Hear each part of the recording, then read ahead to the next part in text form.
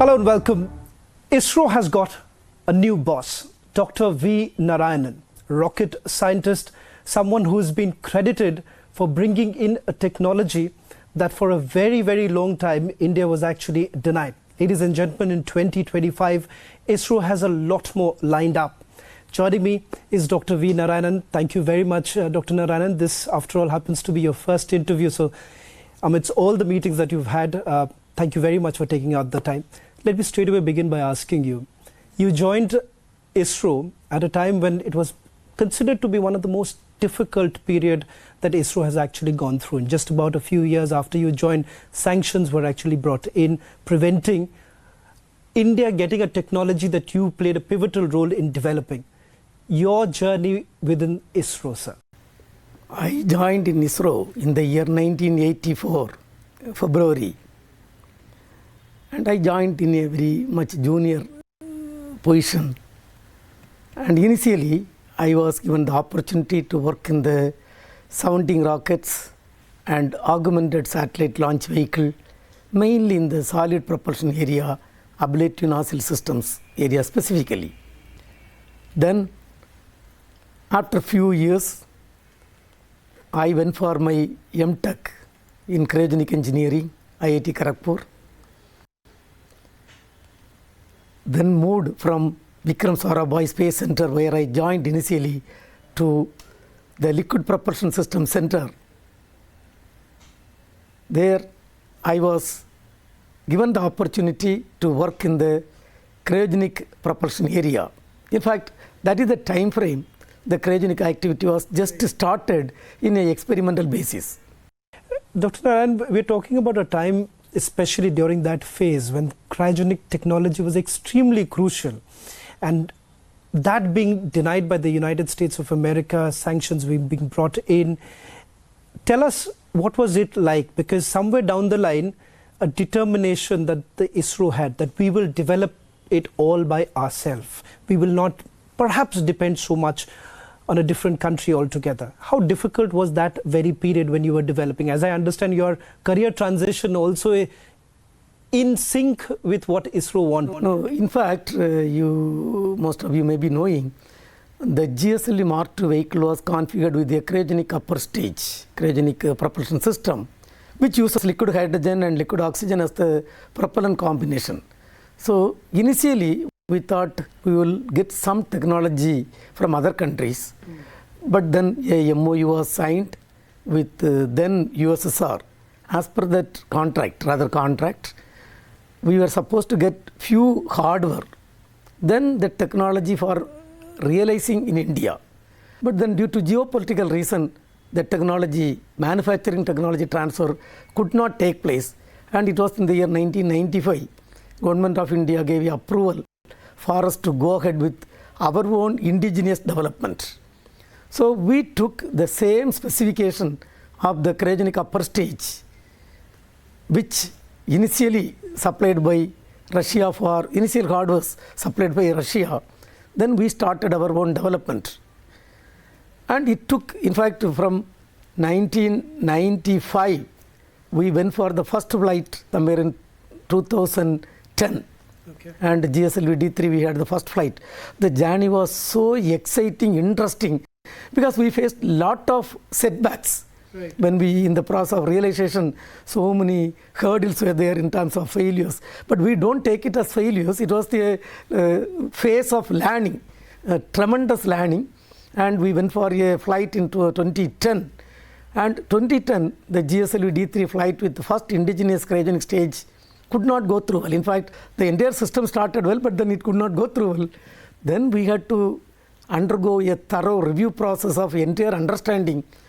And we had to do lot of tests, including high altitude tests, lot of things we had to do.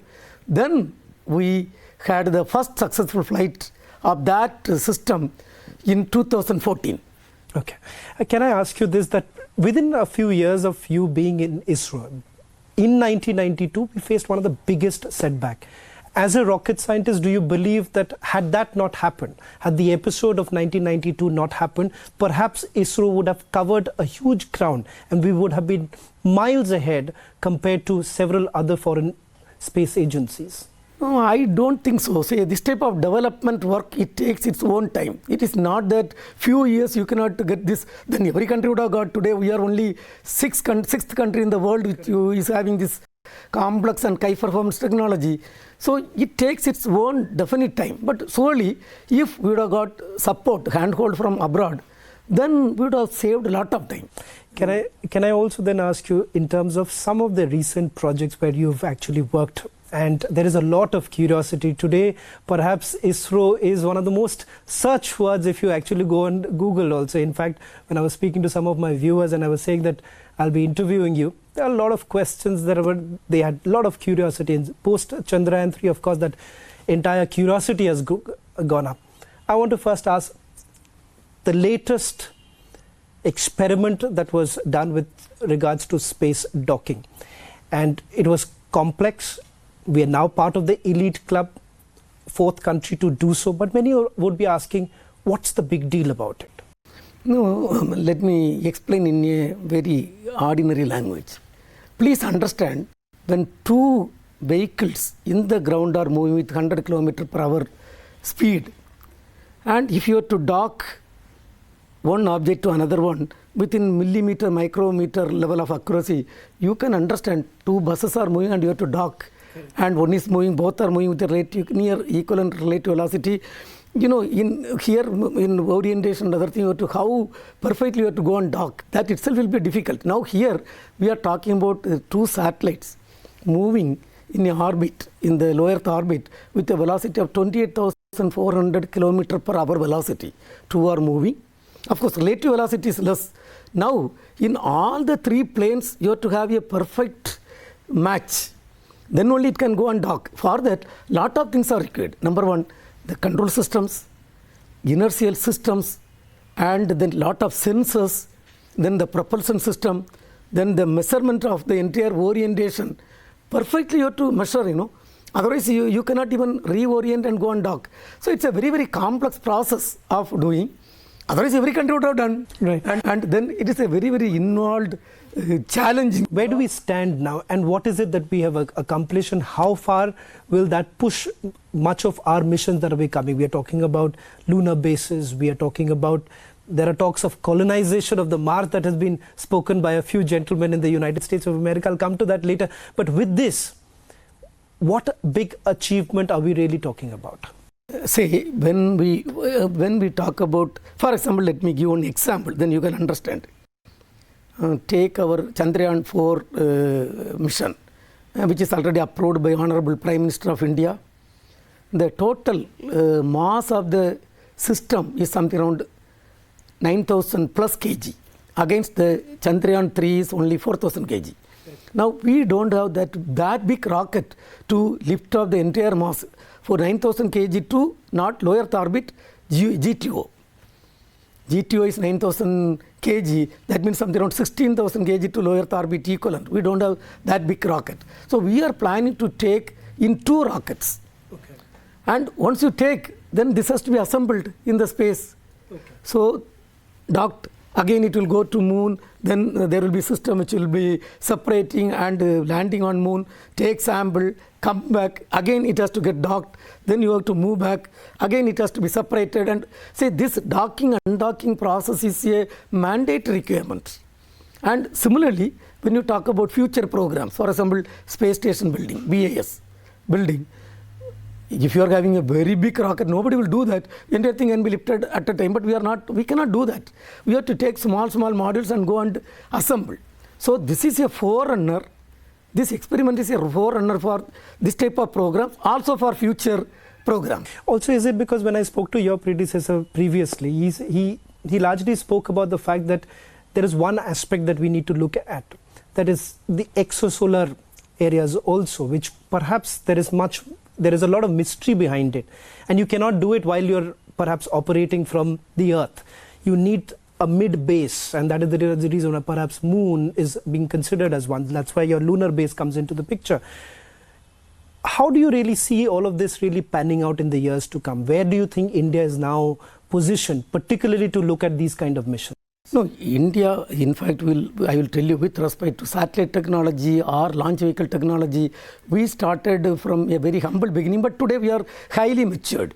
But then, when you talk about this future programs like interplanetary missions and going to exoplanets, you have to have this technology. This is a mandatory requirement. So we have achieved that aspect. So we have achieved in a very big way. In fact, it is a small experiment, but then perfectly we have docked. So that is a major achievement, and India is one among fourth country having that so complex technologies. Even all the other developed countries, those spacefaring nations, they are really so much appreciating us. You know, there is a statement, strength only respects strength. So that is the place. What is that one thing that perhaps your colleagues outside, your counterparts outside must have told you? Because you have been looking after a launch vehicle which is the most reliable across the globe. So much so, various other agencies have actually sent their payload using the launch vehicle. What is that one thing that you'll always remember about your counterparts telling you about the missions that we have performed? No, I can tell you one example, then it will be understandable. You know, we had a Mars orbiter mission. Okay. That Mars orbiter mission, total distance what we have to travel is from Earth, something around 68 crore kilometers we have to travel. Yeah. Even if you move with a error of 0.1 degree error, we cannot reach Mars, we will go some other place.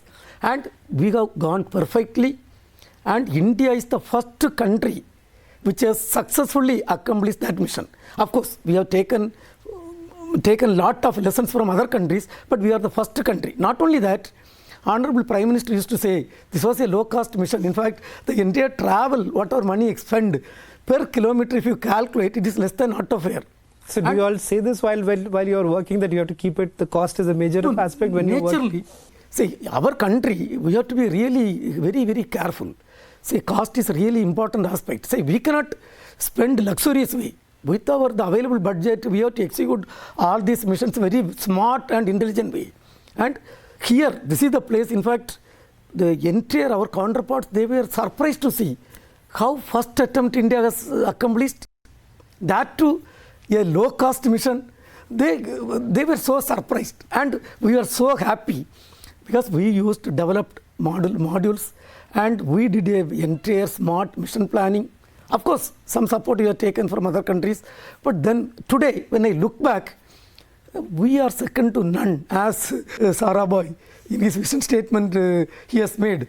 Couple of places we are second to none. What is in store for us in 2025? A lot of people are asking about Gaganyaan. There is a slight delay, as we understand, the G1 mission that we're really looking at. But in your understanding, where do we stand right now? How far have we achieved, and by when are you looking at perhaps the first mission to take off?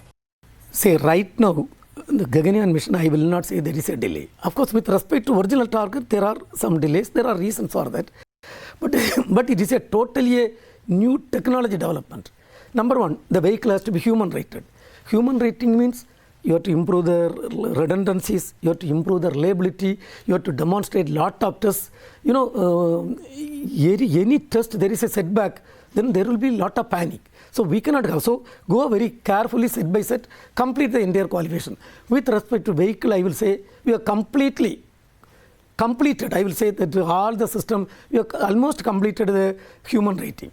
Now, second development is orbital module, where the human being has to be taken. That is a totally a new game. And right now we are in the process of realizing the hardware. Then third thing is crew escape system. Say, you know, the first time we are interfacing, so far we are handling only hardware and software. Now human being is into the loop. So their safety is very, very paramount important. So does the Sunita Williams episode bring in some sort of concern, or it's completely different? See, this space program, we take all the lessons, other countries, whatever is there, we take the lessons. Now completely, let me tell, you take for example that crew escape system. And in case of anything happens when the crew is inside, we should save them, you know. So this development and lot of test and qualification has to be done. Then if people have to be there, the environmental control and safety system, which maintains the required pressure, required temperature. The carbon dioxide has to be kept within the levels, and relative humidity has to be maintained, and all those things. It's a totally new development. And then the safety of the crew is very, very important. So lot of new developments are there.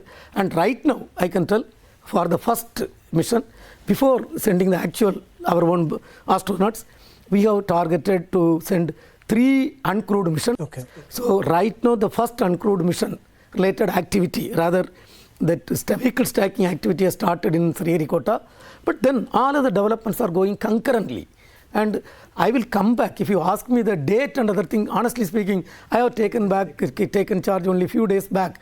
What I will do is, I will have a detailed review, discussion, and have a review with our elders, seniors, and technical review. Then take a full assessment, and of course take Honorable Prime Minister also into confidence, and I will come back. There are some very exciting missions that are lined up, already announced missions, for instance, the mission to Venus. How is it all going right now? No, in terms of 2025, what are we really looking at? Prime Minister has given approval for Venus mission, Chandrayaan 4 mission, and a new rocket called NGLV, Next Generation Launcher. The capability of the rocket is almost 1,000 times of our first rocket, SLV-3. Okay. SLV-3 only for capability is 40 kg, 35 to 40 kg to low Earth orbit. This has to carry 30,000 kg to low Earth orbit. For that, we have to develop new propulsion systems. And it is going to be, this vehicle is having 3 stages. First stage will have 9 engines, locksmith engine, clustered way it has to work. Second stage, there will be 2 engines. Upper stage is a cryo stage. There will be solid boosters. So this vehicle has to be developed. Then, of course, Chandrayaan 4, that approval has come. And all these new things, the initial phase itself, we have to go exponentially. We have to move fast. So all works has to be done. And with the team available, the outstanding team available, I think we will be in a position to do whatever we have given the commitment to the government. 2 big projects that have really looked at Aditya L1 and the Chandrayaan 3. What are the big things that we have really been able to take over from there? Say, for example, Chandrayaan 3, and we have to go and a object. The satellite was rotating on August 23rd with the 6,077 km per hour. That satellite has to be brought to near rest in 19 minutes time frame. It is 8 times of the aircraft velocity the satellite is rotating. You have to bring, and if the velocity at the time of landing is more than 3 meters per second, it will be a hard landing. So you have to bring very smart and intelligent way you have to bring, and we have succeeded. Now take Aditya L1. Aditya L1, first time, yes, PSLV. But any big takeaways from the scientific research that has been done? Lot of takeaways. For example, we have found a number of minerals and seismic activity. We had a system. The moonquakes. So yeah, seismic activity equivalent to earthquake. We have studied a couple of places there are activities. Then thermal profile on the surface to almost 80 centimeter down. 8 centimeter down.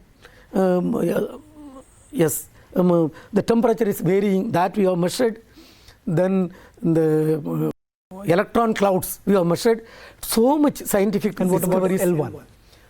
Everything we have donated to the scientific community. Now take Aditya L1. Here, number one, the mission management taking almost 15 lakh kilometer and perfectly capturing in the L1 orbit. That itself is a challenge. And January 6th, we have accomplished, and India is the 4th country which is having a satellite to study the sun. In fact, we have got about sun, lot of discovery has been done. Is there something very interesting that you believe that you can share with the people of this country? No, lot of scientific. In fact, we have released the data itself. I will come back further after the complete review process. I will come back. I need to ask you this because we are talking about a different operation time. Elon Musk, how do you really look at him and the kind of competition that he's brought into the space program? India obviously has had an arrangement with SpaceX. His statements, colonization of the Mars, how do you really look at all of the statements that he has made and Elon Musk's competitiveness that he has brought into the space programs? Oh, I have got great respect to him because he has brought a lot of things inside, including the recovery All these things he has brought, I have got great respect for him. But I want to tell, India is a country, our space program is not, we are not going to compete with anybody. Okay. We are very clear, our program is meant for serving our country. Okay. And if you see the past, we have started the human spaceflight program just a few years back. Initially when we started, our objective was to serve the country in telecommunication, teleeducation, telemedicine, then disaster warning and management, then earth observation, and lot of applications, and ocean monitoring, all those things. So at that point of time we are not concentrated. But now we have started.